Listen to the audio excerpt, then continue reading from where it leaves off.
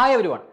നമ്മുടെ electro chemistry ചാപ്റ്ററിൽ by heart ചെയ്യാൻ അല്ലെങ്കിൽ മെമ്മറൈസ് ചെയ്യാൻ ആവശ്യമായ ഒരു ടോപ്പിക് ഉണ്ടെന്ന് പറയുമ്പോൾ പലർക്കും അത് ഓർമ്മ തന്നെ വരാറില്ല. Product of electrolysis.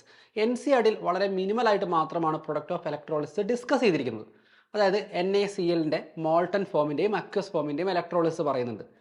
എന്നാൽ പ്രീവിയസ് ഇയർ ക്വസ്റ്റൻസ് നോക്കുമ്പോൾ നമുക്ക് മനസ്സിലാക്കാൻ പറ്റുന്ന ഒരു കാര്യം, ആ ഒരു പെർട്ടിക്കുലർ കേസുകൾ ഒഴികെ വേറെ പല കേസുകളും നീറ്റിലും ജെയിലും ഒക്കെ നിങ്ങൾക്ക് പ്രൊഡക്റ്റ് ഓഫ് ഇലക്ട്രോളിസിസ് ആയിട്ട് ചോദ്യങ്ങൾ വരാറുണ്ട്. ആനോഡിലും കാഥോഡിലും ഏത് കമ്പോണൻ്റ് ആണ് റിലീസ് ആവുക, അതിൻ്റെ റിയാക്ഷൻസ് എന്താണെന്നൊക്കെ എപ്പോഴും നിങ്ങൾക്ക് ചോദിക്കാറുണ്ട്.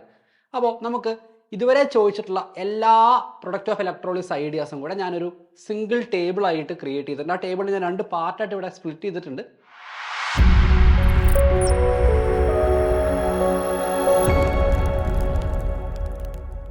അപ്പോൾ ആദ്യമേ നമുക്ക് പഠിക്കാനുള്ള കേസുകൾ എന്ന് പറയുന്നത് molten NaCl, aqueous NaCl, very dilute NaCl, dilute H2SO4, concentrated H2SO4, aqueous NaOH.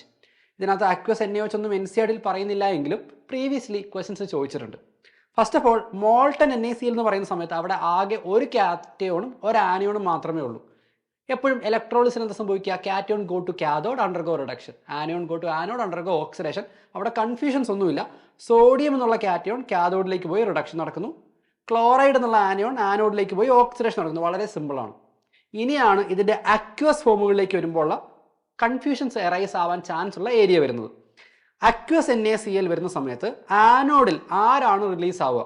Chloride ion oxidation നടന്ന് ക്ലോറിൻ ഉണ്ടാകാം, അല്ലെങ്കിൽ വാട്ടറിലെ ഓക്സിജൻ ഓക്സിഡേഷൻ നടന്ന് ഓക്സിജൻ റിലീസ് ആവാം. അപ്പോൾ നിങ്ങൾ ഈ ഒരു ചെറിയ കാര്യം മാത്രം ഒരു ഓർഡർ ഓഫ് പ്രയോറിറ്റി ആയിട്ട് ഓർത്തു വെക്കുക.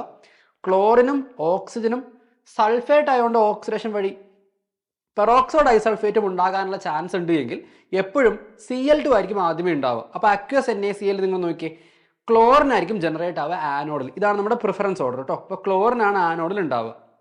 ഓക്കെ, കാഥോഡിലേക്ക് വരുന്ന സമയത്ത് നോക്കുക, ഹൈഡ്രജൻ ആയിരിക്കും ജനറേറ്റ് ആവുക. സോഡിയത്തിന് അങ്ങനെ റിഡക്ഷൻ നടക്കാൻ വലിയ താല്പര്യമൊന്നുമില്ല. ഹൈഡ്രജൻ ആയിരിക്കും ഈസിലി റിഡക്ഷൻ നടക്കുക. നിങ്ങൾക്ക് നോക്കിയാൽ കാണാം, ഹൈഡ്രജൻ പ്രൊഡക്റ്റ് ആയിട്ട് വരുന്ന എല്ലാ റിയാക്ഷൻസ് ഞാൻ ഒരുമിച്ച് എഴുതിയിട്ടുണ്ട്. അപ്പോൾ ഇത് കുറച്ചുകൂടെ കൺവീനിയൻ്റ് ആണ് പഠിക്കാൻ. അപ്പോൾ മോൾട്ടൺ NaCl വെച്ച് ബാക്കിയുള്ള എല്ലാ കേസിലും ഹൈഡ്രജൻ ആണ് കാഥോഡിൽ റിലീസ് ആവുക എന്നുള്ള കാര്യം ഓർത്ത് വെക്കാം. ഇനി very dilute NaCl, dilute H2SO4, very dilute അല്ലെങ്കിൽ ഡൈല്യൂട്ട് എന്നുള്ള ടേം എവിടെയെങ്കിലും മെൻഷൻ ചെയ്തിട്ടുണ്ടെങ്കിൽ നിങ്ങൾ ഓർത്തോ, ഡൈല്യൂട്ട് എന്ന് മെൻഷൻ ചെയ്താൽ അത് വാട്ടറിൻ്റെ ഇലക്ട്രോളിസ് ആയിട്ട് കൺസിഡർ ചെയ്താൽ മതി. വാട്ടർ ഇലക്ട്രോളിസ് ചെയ്ത് എന്താ ഉണ്ടാവുക? ആനോഡിൽ ഓക്സിജൻ, കാഥോഡിൽ ഹൈഡ്രജൻ. നിങ്ങൾക്ക് നോക്കാം, ആനോഡിൽ ഓക്സിജൻ, കാഥോഡിൽ ഹൈഡ്രജൻ. അപ്പോൾ very dilute NaCl, very dilute acid എന്നൊക്കെ പറഞ്ഞാൽ വാട്ടറിൻ്റെ ഹൈഡ്രോളിസ് ആയിട്ട് കൺസിഡർ ചെയ്താൽ മതി. ഇനി കോൺസെൻട്രേറ്റഡ് സൾഫ്യൂരിക് ആസിഡ് എന്ന് പറഞ്ഞു. അപ്പോൾ ചെറിയൊരു വ്യത്യാസമുണ്ട്. കോൺസെൻട്രേറ്റഡ് സൾഫ്യൂരിക് ആസിഡ് കാഥോഡിൽ വരുന്ന ആളുടെ കാര്യത്തിൽ യാതൊരു ഡൗട്ടും ഇല്ല, അത് ഹൈഡ്രജൻ തന്നെയാണ്. പക്ഷേ ആനോഡിൽ പോകാൻ മാത്രം വെള്ളം നമുക്ക് അവൈലബിൾ അല്ല ഇലക്ട്രോളിസിൻ്റെ സമയത്ത്. അപ്പോൾ സൾഫേറ്റ് അയോണിന് ഓക്സിഡേഷൻ നടന്ന പെറോക്സോ ഡൈസൾഫേറ്റ് ആയിരിക്കും കോൺസെൻട്രേറ്റഡ് സൾഫ്യൂരിക് ആസിഡിൻ്റെ കേസിൽ നമുക്ക് ആനോഡിൽ ഉണ്ടാവുക. NaOHൻ്റെ ഇലക്ട്രോളിസ് നടക്കുന്ന സമയത്തും വളരെ സിമ്പിളായിട്ട് നമുക്ക് നോക്കിയാൽ കാണാം, ഹൈഡ്രജൻ ആണ് കാഥോഡിൽ ഉണ്ടാവുക. നിങ്ങൾക്ക് നോക്കിയാൽ കാണാം, മോൾട്ടൺ NaCl ഒഴിച്ച് ബാക്കിയുള്ള എല്ലാ കേസിലും കാഥോഡിൽ ഉണ്ടാവുക ഹൈഡ്രജൻ തന്നെയാണ്. അക്വസ് NaOHൻ്റെ സമയത്ത് നോക്കിയേ, ആനോഡിൽ ആരാ വരുന്നത്? ഓക്സിജൻ ആയിരിക്കും വരിക. Oxygen will be generated anode. Now ഇനി കുറച്ചുകൂടെ സ്പെഷ്യൽ ആയിട്ടുള്ള കുറച്ച് കേസുകളുണ്ട് ആപ്ലിക്കേഷൻ ലെവലിലുള്ളത്. ഫോർ എക്സാമ്പിൾ, കോപ്പർ സൾഫേറ്റിൻ്റെ ഇലക്ട്രോളിസിസ്, കോപ്പറിൻ്റെ ഇലക്ട്രോലൈറ്റിക് പ്യൂരിഫിക്കേഷൻ എന്നൊക്കെ നമ്മൾ പറയുന്ന ആ ടോപ്പിക്. അപ്പോൾ അത് മറ്റൊരു ടേബിളായിട്ട് ഇവിടെ കൊടുത്തിട്ടുണ്ട്. നോക്കി, aqueous copper sulphate with platinum electrode and copper electrode. Similarly aqueous AgNO3 with platinum and silver electrode.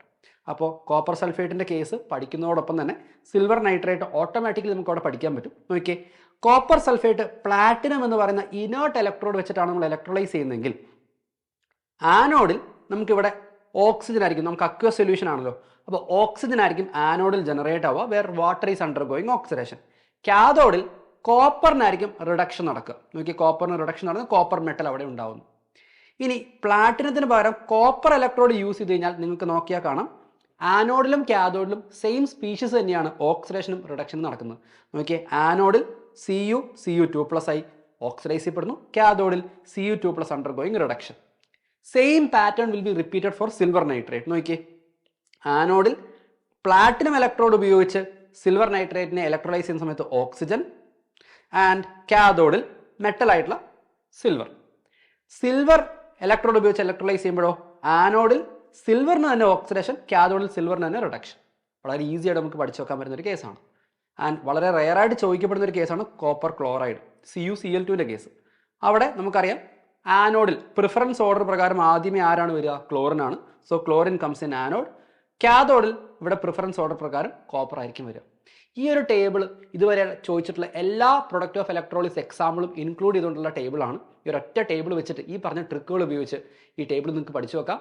ഈ പ്രൊഡക്റ്റ് ഓഫ് ഇലക്ട്രോളിസിസ് എന്നുള്ള ടോപ്പിക്ക് നിങ്ങൾക്ക് ഏതെങ്കിലും ഒരു മൊമെന്റിൽ റിവൈസ് ചെയ്യണമെങ്കിൽ ഈ ടേബിൾ ഉപയോഗിച്ച് നിങ്ങൾക്ക് റിവൈസ് ചെയ്യാം. സോ ഇനി നിങ്ങൾക്ക് എന്തെങ്കിലും ഇതുപോലെ അഡീഷണൽ ട്രിക്സോ ടിപ്സോ ആവശ്യമാണെങ്കിൽ കമൻസിൽ മെൻഷൻ ചെയ്യാം. So all the very best. Till then bye.